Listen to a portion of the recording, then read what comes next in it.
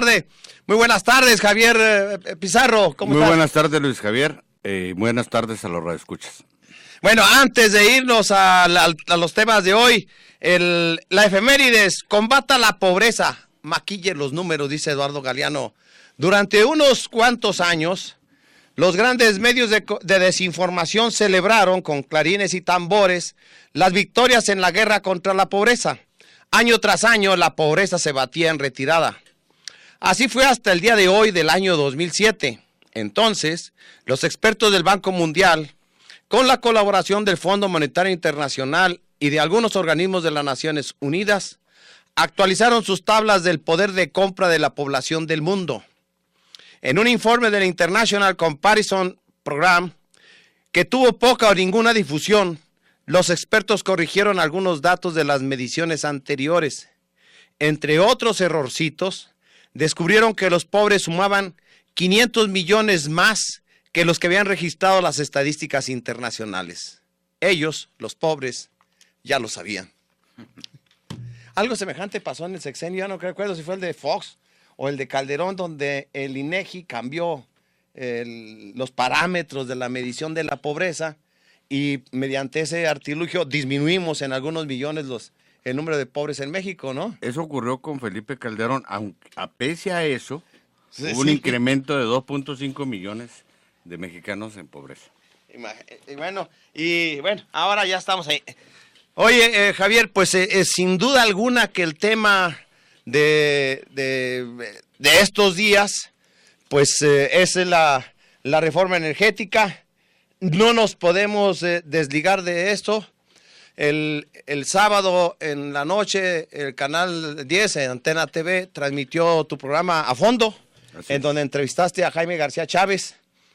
Y hoy la novedad es que Chihuahua se convirtió en el 18º estado, o 18ª legislatura local en aprobar la reforma energética, pero era ya prácticamente solo para cumplir el expediente de que se discutió, y a mí me llamó la atención que se haya hecho con tanta premura y con tanta falta de cuidado en las formas parlamentarias existentes y además en la relación que sostenían hasta ayer los grupos parlamentarios acreditados en el Congreso del Estado para aprobar la reforma energética en Chihuahua y con ello convertirse en la legislatura número 18 en aprobarla, pero ya ayer, en tan solo 3 días, y eso es lo que quiero comentar de entrada, que yo no había visto cómo en tan poquísimo tiempo una reforma aprobada en el Congreso de la Unión se convertía en reforma constitucional merced a la aprobación de las legislaturas estatales, que se necesitan 16 para hacerlo. Así es, y creo que este es un asunto, pues, haciendo referencia a lo que decía Reyes Heroles, pues la fonda es forma, la forma es fondo, perdón. Y aquí queda muy claro que no se trata solo de un descuido de los protocolos legislativos, sino de una prisa política por arropar, darle ya todo concluir el proceso legislativo para su promulgación. En total son 80 y tantas horas desde que inicia el proceso hasta que se aprueba. 80 y tantas horas. Yo recuerdo la reforma al 24 constitucional, donde estaba viéndose un poco el concepto de laicismo, del laicismo del Estado. Ajá, sí. Y la posibilidad o no de que la educación religiosa en las instituciones de educación. Bueno, se llevó 1 año y medio para que se pudiera aprobar. Y esto en 86 horas. De una reforma que yo creo que modifica la época, modifica, no el rostro del país, como dijo Gustavo Madero, que aparte le agregó para bien o para mal, no sé qué quiso decir con eso. O sea, le salió al inconsciente, ¿verdad? Sí. Le salió al inconsciente, pero no es el rostro, es todo el cuerpo social, es toda la nación lo que esto modifica. Porque mira, yo creo que yo quisiera entrar en este terreno, sí, porque me parece que es fundamental. No estamos en presencia de un debate en torno a la política energética que México debe seguir en el contexto actual. Así es. Esa es una gran falacia. Sí, eso es una gran falacia porque ese es tema la superficialidad del tema. Ni siquiera se abordó, ni siquiera se abordó en términos, a ver, ¿de qué estamos hablando cuando hablamos de productividad? ¿De qué fuentes de financiamiento estamos hablando? ¿De qué rentabilidad estamos hablando? ¿De cuántas son las reservas probadas que existen en México? ¿De cuántos es la capacidad de extracción que se tiene con la actual tecnología? ¿Qué se requiere? ¿Cómo podemos nosotros mejorar eso? Estamos en posibilidades de construir las refinerías, no solo vender el producto en bruto, sino darle valor agregado a través de la refinería. Eso no se aborda, o sea, eso no se soslaya. O sea, el tema energético, el tema petrolero, ni siquiera se aborda en la profundidad que se necesita. ¿Por qué? Porque esto está enfocado a otro, que es el régimen de propiedad de la riqueza del subsuelo. Ese es en concreto el tema.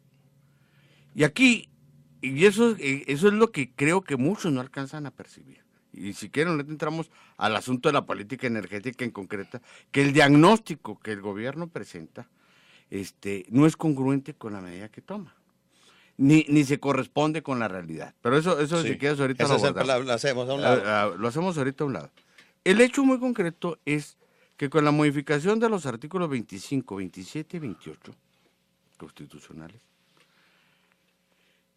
no es una modificación a la norma, es socavar el pacto social que estaba sustentado en esos artículos, junto con el 27, junto con el tercero y junto con el 123 constitucional, que el constituyente de 1917 aprobó para normar la convivencia entre los mexicanos, para definir sus formas de representación y de gobierno, para definir su autodeterminación como nación soberana. Entonces, esos tres pilares fundamentales. Y las facultades y atribuciones del Estado. Del Estado. Esos pilares que estaban muy claros en esos artículos son los que se quitan. Entonces, ¿qué eran los pilares? Si nosotros hablamos de sociedad o hablamos de nación o hablamos de país o hablamos de México, ¿cuáles eran los cimientos del México hasta donde estamos ahorita? Pues esos. Que se habían erosionado, que necesitaban reforzarse, que algunos ya estaban chuecos, se habían desvirtuado, todo lo que tú quieras.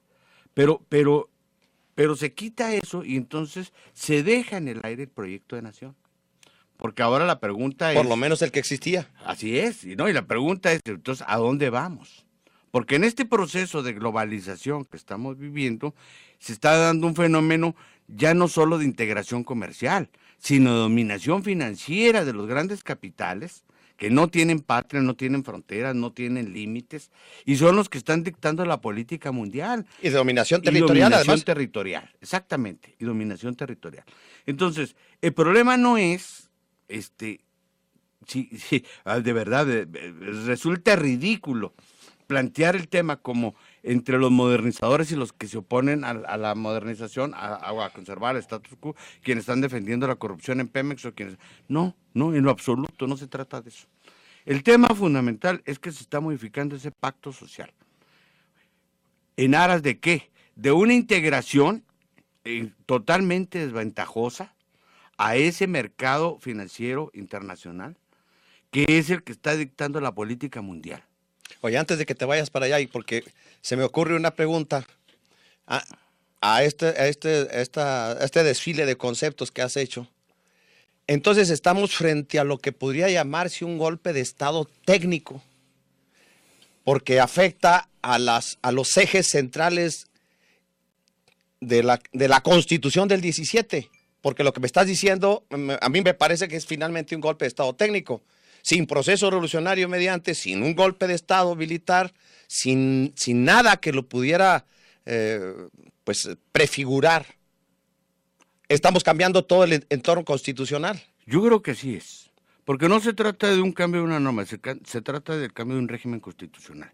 Y si tú modificas el régimen constitucional, entonces estás modificando obligadamente el Estado, las relaciones del Estado con la sociedad, las relaciones entre el Poder Ejecutivo y el Poder Legislativo, que lo acabamos de ver, es de una supeditación extraordinaria, absoluta, y estamos entonces provocando un divorcio entre esa sociedad política del Estado y la sociedad civil. Yo creo que esto es muy grave, Luis Javier. De verdad, yo estoy sumamente preocupado y por eso le puse a mi entrevista, ¿verdad?, la reforma energética o el huevo de la serpiente, porque creo que estamos incubando el huevo de la serpiente. Y recordemos que en Alemania Hitler llega al poder no por las armas, por una elección. Sí, donde obtuvo... sin violentar la legalidad. 32-33% de la votación. Así es, sin violentar la legalidad. Entonces, eso de que tú hablas del golpe de Estado técnico, yo digo que es una abdicación de las funciones del Estado, una cesión de soberanía, de sus riquezas del país, de las riquezas nacionales, que nos coloca en una situación de indefensión. Si la frontera, en términos geográficos de la geopolítica, iniciaba en el Río Bravo, pues ahora inician el Suchiate, ¿verdad? Porque prácticamente México, en la concepción de incorporación al bloque hemisférico del norte y al concepto de seguridad hemisférica norte, los norteamericanos, el gobierno norteamericano lo dijo muy claro, la reforma petrolera en México es vital para la seguridad estratégica de Estados Unidos. Entonces, nosotros estamos actuando en función de los intereses de una nación ajena, y más todavía, enajenando un bien público en función de un interés mercantil, financiero, de particulares. Y estamos abriendo los únicos candados con que México había logrado defenderse y le había ganado prestigio en América Latina por su política de defensa de la soberanía y de autodeterminación de los pueblos, etcétera, pues lo echamos a la basura, lo echamos al cesto de la basura con esta reforma. Oye, las repercusiones internacionales en la correlación de fuerzas, en las relaciones entre los estados subordinados y las metrópolis, me parece que no nos dábamos cuenta del papel que tenía Petróleos Mexicanos en ello.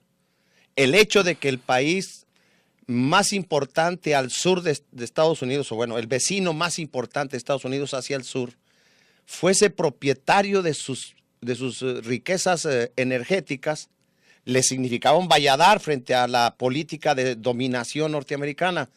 Y este lenguaje pareciera antiguo y obsoleto ante lo que estamos viendo que lo que llaman los que dicen que tenemos un lenguaje caduco, que no somos modernos, pero me parece que este lenguaje de naciones dominadas y naciones metrópolis sigue vigente. Y además, pues es muy caduco porque es una reproducción del neocolonialismo, finalmente. Así es. Es volver a colocar a los países en una situación de neocolonias, ¿verdad?, regidos bajo los intereses mercantiles, económicos, políticos y militares, que no se nos olvide eso, de las grandes potencias. Entonces, aquí estamos en presencia de un desmantelamiento del Estado Nacional. Yo así lo percibo, ¿verdad?, de una cesión de soberanía nacional, y de una crisis muy profunda y de una cesión también de soberanía popular. Porque este proceso, como tú decías, cómo se llevó a cabo, sin respetar las buenas prácticas del parlamentarismo, incluso es una aberración que la Cámara de Diputados haya votado una iniciativa que le manda el Senado, que no se pasó a comisiones, ni se le dio lectura en el Pleno, sí, ni siquiera eso. Y en menos de 48 horas posteriores a la aprobación esa, ya 18 entidades o 19, no sé cuántos van ahorita, de la República. 18 en este momento. 18, ya hasta ayer 16. ¿Qué quiere esto decir? Pues que operó este trámite Fast Track vía mensajería de Los Pinos, ¿verdad? Y estoy seguro que ninguno de los diputados locales de aquí, ni de las otras entidades donde se aprobó, conoce el texto del dictamen. Las más de 300 páginas, casi 300 páginas del dictamen. No las conocen, estoy seguro que no las conocen. Entonces, por eso digo que también se pierde soberanía popular. Y es que hay un gran desconocimiento del dictamen.